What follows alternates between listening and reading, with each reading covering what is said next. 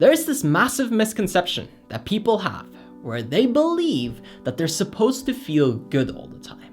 In fact, we live in an idealistic society where it's not uncommon for somebody to come up to you and ask, "How are you doing?" and for you to respond, "Good" or "Great," even though you don't feel well or even though you might be doing poorly.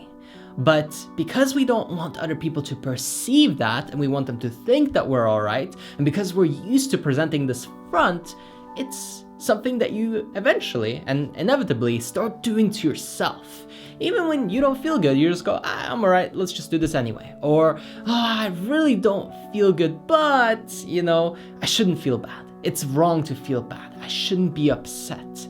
And it almost creates this stigma and this horrible buildup of tension where you're never allowed to release your bad emotions and you're never allowed to actually experience them. You're never allowed to feel anything because we label it as bad. Whether that's depression, as in the state, not the disease, whether that's sadness or even just a lack of hope, maybe even a sense of dread towards something. Nervousness, anxiety, it's all labeled as these horrible things that you should never indulge in.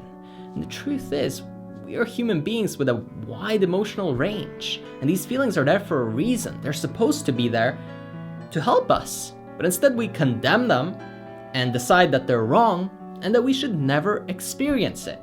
We're not allowed to feel any form of pain. Why is that? Because we're taught that it's wrong. Because we're taught that we're not supposed to feel like that. When you feel bad, somebody tries to cheer you up immediately. There's no room to actually experience. And I want you to be able to experience your bad emotions. And this is the dark side of personal development that many people don't like to talk about. But you're not supposed to feel happy all the time. Even if you're enlightened, you would still observe your bad emotions.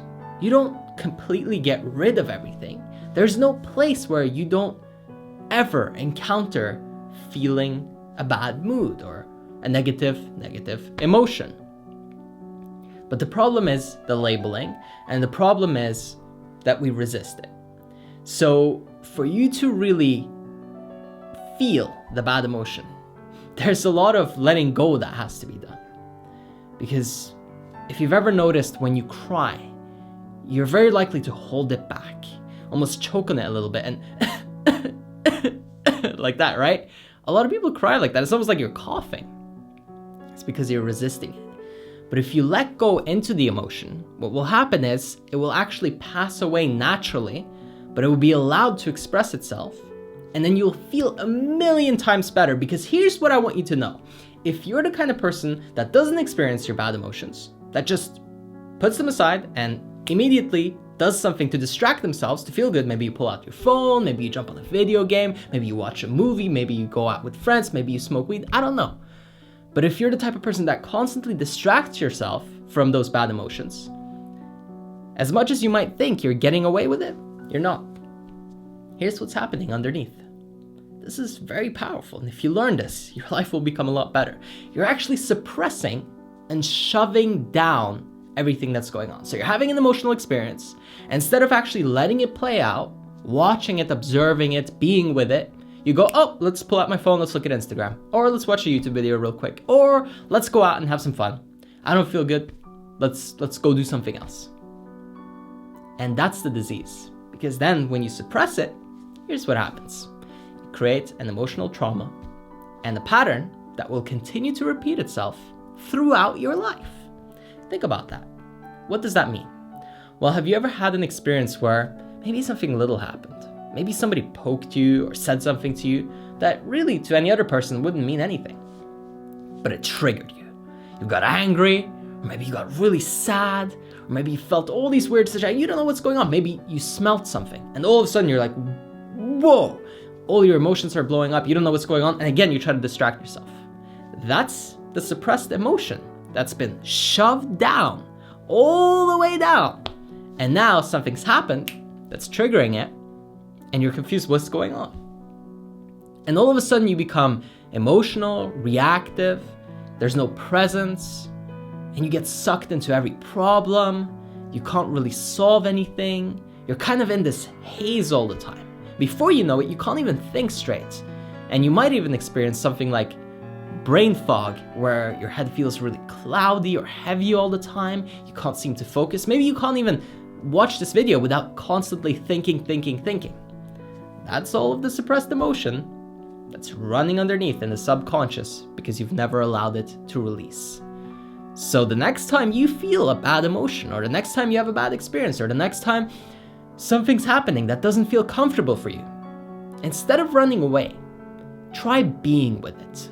Try actually experiencing it in a way where you don't resist, you don't put up a fight, you don't try to run away. You just go, interesting. What is this? What's going on? If you're crying, allow it. Don't choke on it. Just let the tears fall. If you're upset and you want to shout you're angry, let it all out instead of choking yourself. Maybe punch a pillow.